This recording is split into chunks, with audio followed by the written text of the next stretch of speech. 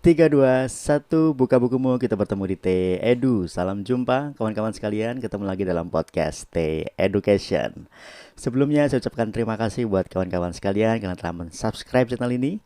Dan bagi yang sedang menonton video ini tapi belum mensubscribe channel ini, kami mohon untuk berkenan meluangkan sedikit waktu untuk mensubscribe channel ini supaya kita bisa bertemu di berbagai macam kesempatan dengan diskusi yang berbeda-beda. Baik, kawan-kawan sekalian, pada podcast ke-20 kali ini kita akan berdiskusi tentang satu topik narkotika kembali. Kita pernah diskusi tentang narkotika pada waktu yang lalu tentang perbedaan antara narkotika dan psikotropika. Hari ini kita akan berdiskusi tentang kenapa orang menggunakan narkotika dan kedua bagaimana tahapan orang bisa sampai menggunakan narkotika bahkan sampai ketergantungan narkotika. Yang pertama terlebih dahulu kawan-kawan sekalian terkait dengan kenapa sebetulnya orang menggunakan narkotika. Tidak ada alasan yang pasti sebetulnya kenapa orang menggunakan narkotika. Tapi ada beberapa kelompok tentang alasan orang menyalahgunakan narkotika. Dan biasanya ini terkait dengan kelompok usia ketika dia pertama kali menggunakan narkotika. Sama hanya ketika kita menggunakan atau menghisap rokok, apa istilah yang tepat untuk rokok itu menghisap rokok ya. Ada berbagai macam alasan ketika orang menghisap rokok sesuai dengan kelompok usianya ketika dia menggunakan atau menghisap rokok tersebut. Saya seringkali mensurvei mahasiswa ketika di kelas, siapa di antara mahasiswa ini yang merokok. Dan kemudian pertanyaan berikutnya, sejak kapan kawan-kawan mahasiswa ini mulai merokok? Jawabannya beraneka ragam. Ada yang mulai SD merokok, ada yang SMP, SMA, bahkan ada yang kuliah baru merokok. Alasannya juga beraneka ragam tentunya. Ketika anak SD mulai merokok, biasanya alasannya adalah ketika dia melihat orang merokok dan ingin merokok, ingin tahu bagaimana rasanya rokok itu seperti apa. Kemudian ketika SMP alasannya beda lagi, SMA alasannya beda lagi, dan ketika kuliah alasannya juga beda lagi. Nah, secara garis besar kawan-kawan sekalian, narkoba pun sebetulnya sama dengan itu. Jadi ketika orang menggunakan narkotika, ada tiga kelompok alasan sebetulnya kenapa orang menggunakan narkotika. Kelompok yang pertama yaitu dia mencari pengalaman baru. Artinya benar-benar dia pengen bagaimana sih rasanya narkotika itu? Bagaimana menyalahgunakan narkoba itu? Orang kalau pakai narkotika katanya begini-begini dan seterusnya. Nah, ada orang pengen tahu atau coba-coba saja kenapa bagaimana rasanya menggunakan narkotika. Itu yang pertama, kelompok yang pertama. Kelompok yang kedua yaitu orang menggunakan narkotika itu ingin mengubah kepribadian, personality change. Kenapa orang menggunakan narkotika? Karena ketika dia menggunakan narkotika maka ada sifat yang berbeda dalam dirinya yang keluar. Misalnya yang awalnya pemalu, kemudian ketika menggunakan narkotika dia menjadi seorang yang lebih percaya diri, lebih memiliki sifat yang kreatif, eksentrik dan lain sebagainya. Kemudian alasan ketiga adalah kenapa orang menggunakan narkotika karena dia banyak masalah dan ingin lari dari masalah kawan-kawan sekalian. Nah, dari tiga alasan ini sebetulnya dapat disangkut pautkan atau dapat ditarik dengan teori moral development theory atau teori perkembangan moral dari Lauren Kohlberg sebetulnya. Jadi kalau menurut teori itu manusia akan dibagi ke dalam tiga kelompok perkembangan mental atau perkembangan moral, yaitu kelompok pre-konvensional, kelompok konvensional, dan kelompok post-konvensional stage. Nah, ini adalah kelompok-kelompok usia manusia mengalami perubahan pola berpikir dalam dirinya. Nah, ketika berumur di bawah umur 12 tahun, ini adalah era pre-conventional stage di mana dia hanya melakukan sebagaimana dia ingin melakukan. Dia masih belum paham tentang konsep sebab dan akibat. Dia masih belum paham bahwa bertanggung jawab itu seperti apa sehingga dia hanya melakukan sesuatu sesuai dengan kehendak dirinya. Hanya lakukan atau tidak lakukan. Ada orang melakukan sesuatu dia ingin meniru untuk melakukan hal tersebut. Nah, ketika seseorang merokok atau menyalahgunakan narkotika dengan alasan ingin coba-coba saja, walaupun mereka tahu misalnya bahwa narkotika ini berbahaya, bahkan mereka juga tahu bahwa narkotika ini melanggar hukum, tapi tetap dia ingin mencoba narkotika, maka sebetulnya ada yang salah dengan perkembangan mental dia. Orang seusia saya 40 tahun kemudian menggunakan narkotika dengan alasan coba-coba, maka ada yang salah dengan perkembangan mental dia. Karena kalau dia hanya coba-coba dan tidak tahu sebetulnya bahaya narkotika, atau juga bahkan tidak tahu bahwa narkotika itu melanggar hukum misalnya, maka dia ada di usia-usia awal, pre-conventional stage. Anak usia sekolah pendidikan dasar, SD, SMP, itu adalah era-era pre-conventional stage. Ketika dia merokok, mungkin dia belum tahu bahaya merokok. Mungkin dia tidak tahu bahwa masyarakat secara sosial menganggap bahwa merokok itu adalah level untuk usia dewasa. Kenapa? Karena dia bertanggung jawab untuk membeli rokok, mempertanggungjawabkan kesehatan dirinya dan lingkungan dan segala macamnya. Nah, anak umur SD, usia SD, SMP itu belum paham konsep pertanggungjawaban. Mereka belum paham bahwa merokok itu tidak baik, mereka tidak paham bahwa narkotika itu tidak baik, dan narkotika itu jelas melanggar hukum. Mereka nggak paham itu, sehingga dia hanya coba-coba pengen tahu bagaimana rasanya. Dia nggak paham tentang, dan dia nggak peduli tentang apa yang akan terjadi di belakangnya. Itu alasan yang pertama. Kalau usia kita saat ini 40 tahun misalnya, atau 30 tahun misalnya, menggunakan narkotika dengan alasan coba-coba, maka sebetulnya ada yang tidak pas dengan perkembangan mental dia.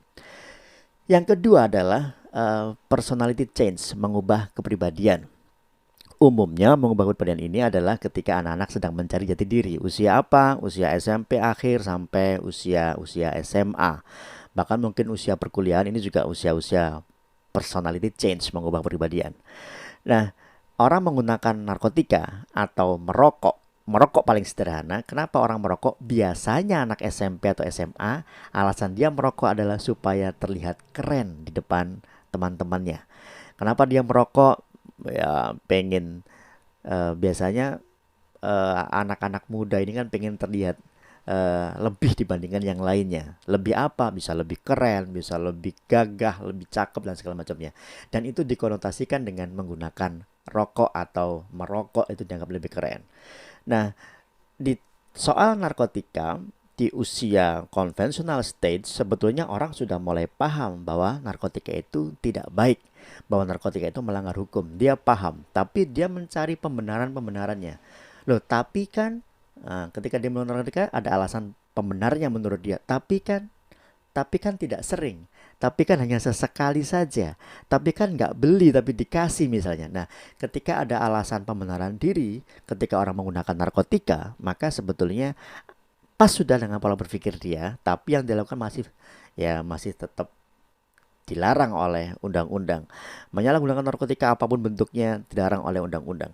Nah, oleh karena itu, karena dia sudah paham sebetulnya bahwa itu dilarang undang-undang, tapi mencoba mencari pembenaran diri misalnya, maka dia sudah tepat misalnya ketika anak SMP atau SMA atau kuliah ini ada dalam perkembangan mental yang tepat.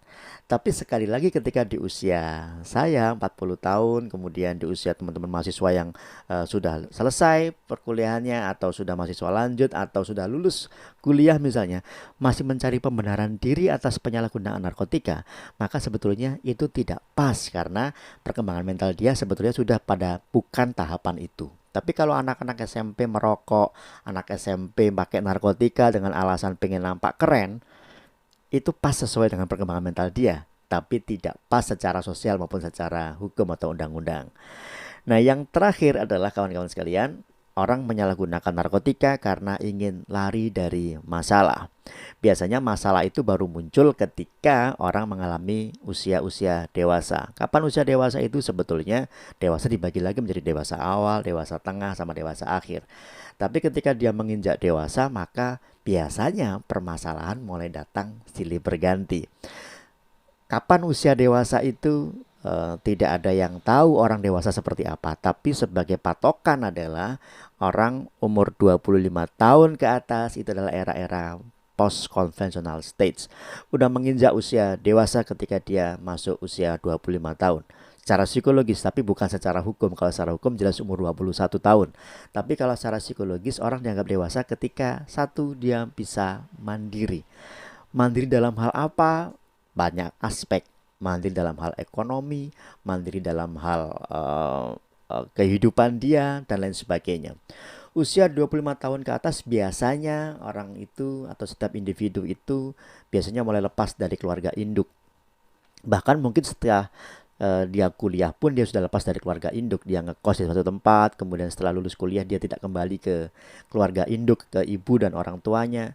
dia sudah mulai memisahkan diri, artinya sudah mulai kehidupan sendiri dan lain sebagainya, itu sudah mulai dewasa. Nah, ketika udah mulai dewasa, maka masalah itu biasanya akan muncul beraneka ragam bentuknya. Nah, terkadang cara orang menyelesaikan masalah itu berbeda-beda. Ada yang dihadapi secara gagah berani, ada yang ditinggal lari. Nah, larinya ini beraneka ragam juga. Ada yang larinya ke hal yang lebih baik, artinya mendekatkan diri kepada Tuhan. Ada yang larinya ke arah yang tidak baik seperti alkohol, narkotika, dan lain sebagainya, dan lain sebagainya. Nah, usia-usia dewasa ini ketika orang menggunakan narkotika, alasan utamanya biasanya adalah karena ingin lari dari permasalahan hidup. Tidak mungkin kiranya anak SD misalnya menggunakan narkotika, dikatakan kenapa pakai narkotika, alasannya banyak masalah. Apa masalah anak SD? Paling banter kan soal PR. SMP, SMA juga sama, paling urusan pekerjaan rumah, soal tugas sekolah, urusan percintaan anak-anak dan lain sebagainya. Ini adalah bukan masalah sebetulnya, tapi dia menganggap itu sebagai suatu masalah dan harus diselesaikan solusinya. Tapi karena dia nggak punya solusi, maka larinya adalah ke narkotika. Nah, ketika orang dewasa menggunakan narkotika dengan alasan banyak masalah, itu tepat secara alasan, tapi secara perbuatan tidak dapat dibenarkan, kawan-kawan sekalian. Jadi itu adalah 3 alasan kenapa orang menyalahgunakan narkotika. Ada yang coba-coba, ada yang ingin mengubah kepribadian, dan ada yang karena lari dari masalah. Dan seharusnya 3 alasan ini tergantung kelompok usia masing-masing ketika dia menyalahgunakan narkotika. Dengan diketahuinya alasan penyebab narkotika, maka proses rehabilitasi untuk lepas dari narkotika juga akan semakin mudah karena kita tahu apa penyebab utamanya dan kita akan cari solusinya dan bagaimana menghentikan dia untuk menggunakan narkotika. Itu pembahasan yang pertama. Diskusi yang kedua kita hari ini adalah terkait dengan bagaimana tahapannya orang ketika menggunakan narkotika sampai dia ketergantungan narkotika. Menurut pemahaman yang saya baca beberapa literatur, tidak ada orang yang pertama pakai narkotika langsung dia ketergantungan. Tidak ada seperti itu. Akan melalui beberapa tahap tertentu untuk dapat sampai pada tingkat kecanduan dan ketergantungan. Tahap yang pertama yaitu orang dalam keadaan abstinence. Abstinence ini adalah orang sedang tidak menggunakan narkotika tapi dia berpotensi menggunakan narkotika. Pada prinsipnya kawan-kawan sekalian, setiap orang ini berpotensi menggunakan narkotika. Sebagaimana saya ceritakan di depan tadi bahwa orang menyalahgunakan narkotika ini berbagai macam alasannya. Sifat dasar manusia adalah curious. Dia ingin tahu sesuatu. Karena rasa ingin tahunya, dia ingin mencoba sesuatu, mengeksplor sesuatu. Termasuk di dalamnya adalah ingin tahu bagaimana rasanya narkotika. Dan biasanya rasa ingin tahu ini adalah cukup di usia pre-conventional stage atau di era-era anak sekolah dasar di bawah umur 12 tahun. Nah, tapi kalau di usia kita hari ini masih ingin tahu, masih ingin coba-coba bagaimana sih rasa narkotika itu, maka kita ada dalam perkembangan mental yang salah, kawan-kawan sekalian. Sehingga kalau kawan-kawan sedang menonton podcast ini, usia umur range 17 sampai umur 25 tahun misalnya, dan tidak ada rasa ingin coba-coba pakai narkotika, maka selamat, saudara telah lolos tes yang pertama. Artinya saudara ketika menggunakan narkotika atau tidak menggunakan narkotika itu bukan karena alasan coba-coba atau pengen tahu rasanya narkotika. Yang pertama, abstinence. Ketika orang ini gagal untuk menekan rasa ingin tahunya, dia gagal untuk coba-coba, artinya dia terperosok pada rasa ingin tahu yang sangat tinggi. Akhirnya dia masuk pada satu tahapan yang berikutnya yaitu eksperimen user. Menggunakan secara eksperimen. Bagaimana sih cara makainya? Bagaimana sih cara menggunakan narkotika dengan benar dalam tanda kutip. Nah, dia ada dalam tahapan eksperimen user. Akhirnya dia mulai membeli, atau bahkan dalam kasus seperti ini adalah dia seringkali bergaul dengan teman-teman yang rata-rata dia juga menggunakan narkotika. Ketika diajak sama temannya, maka dia tidak punya kuasa untuk menolak. Dia akhirnya setuju untuk menggunakan. Akhirnya dia juga terperosok untuk menggunakan narkotika. Eksperimen user. Akhirnya dia mulai menggunakan narkotika secara coba-coba. Tapi tidak menutup kemungkinan di usia dewasa, walaupun dia tidak ingin coba-coba, tapi dia lari dari suatu permasalahan hidup, tapi ketika memakai pertama dia tetap masuk pada level eksperimen user, tahap pemakai coba-coba. Bagaimana caranya, berapa takarannya, berapa kemudian dosisnya dan lain sebagainya, itu tahap eksperimen user. Kemudian ketika dia sudah masuk dalam tahapan eksperimen user, biasanya dia akan masuk ke level berikutnya, yaitu social user. Biasanya para pemakai narkotika ini adalah memakai secara berkelompok atau pesta narkotika. Ini adalah dalam tahapan-tahapan awal, kawan-kawan sekalian. Jadi kalau dia sudah mulai eksperimen, udah mulai beli, ditanya sama pembelinya kalau pakai di mana biasanya. Sendirian bang, coba-coba aja. Oh, hari Sabtu dong main ke sini.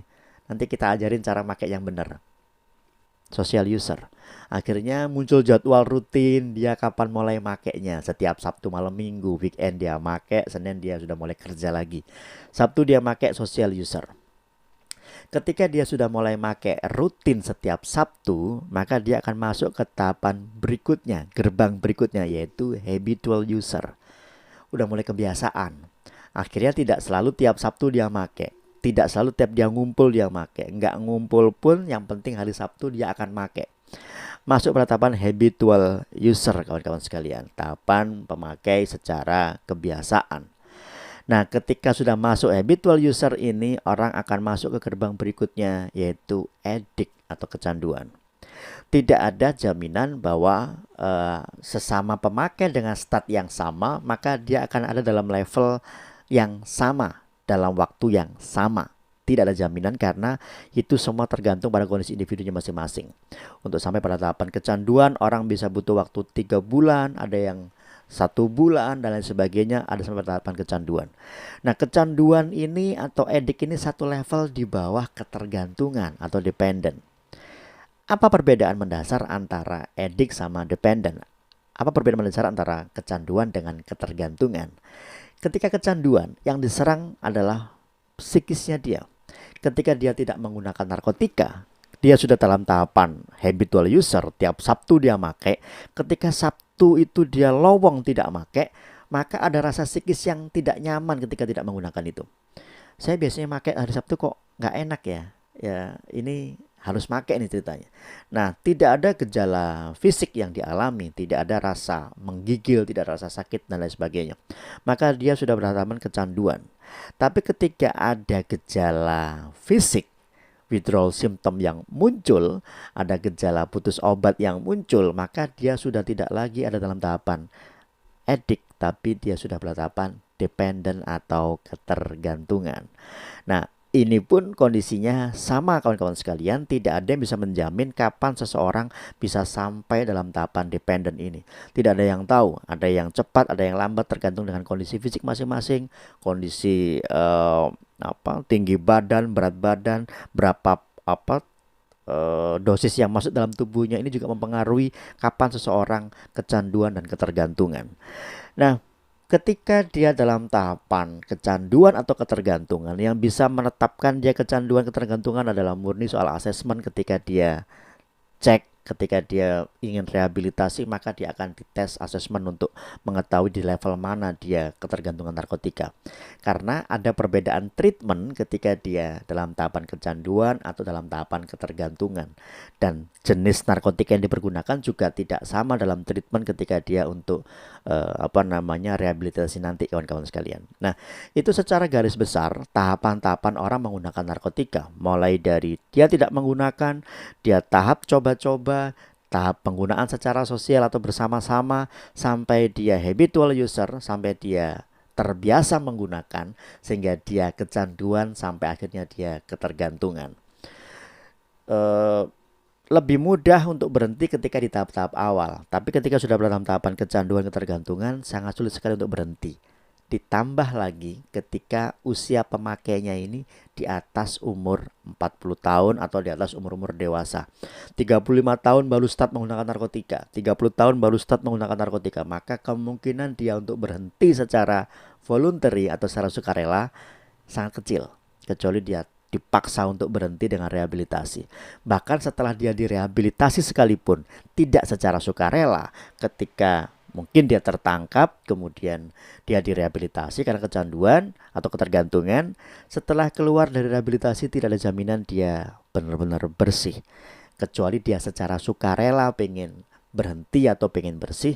Nah itu bisa jadi pintu untuk dia berhenti secara selamanya. Tapi sangat sulit sekali ketika usia dewasa menggunakan narkotika untuk berhenti secara sesungguhnya, kecuali memang ada faktor dari diri pribadi untuk berhenti. Beda ketika anak-anak menggunakan narkotika, ini kemungkinan bersihnya lebih tinggi dibandingkan orang dewasa ketika menggunakan narkotika. Dengan treatment yang sama mungkin dampaknya mungkin bisa berbeda antara kelompok-kelompok usia yang saya ceritakan tadi itu, antara pre-konvensional, konvensional stage maupun post-konvensional stage. Jadi seperti itu kawan-kawan sekalian, diskusi singkat kita pada hari ini terkait dengan penyalahgunaan narkotika. Semoga kita semua dijauhkan dari narkotika apapun bentuknya, dan ketika ada masalah tetap utamakan keluarga dan jauhi narkotika. Saya ucapkan terima kasih kawan-kawan sekalian karena telah menyaksikan podcast singkat kali ini. Mohon maaf atas salah-salah kata. Terima kasih, semoga sehat selalu dan kita ketemu di T Edu. Salam sehat, saya T Effendi. Sampai jumpa.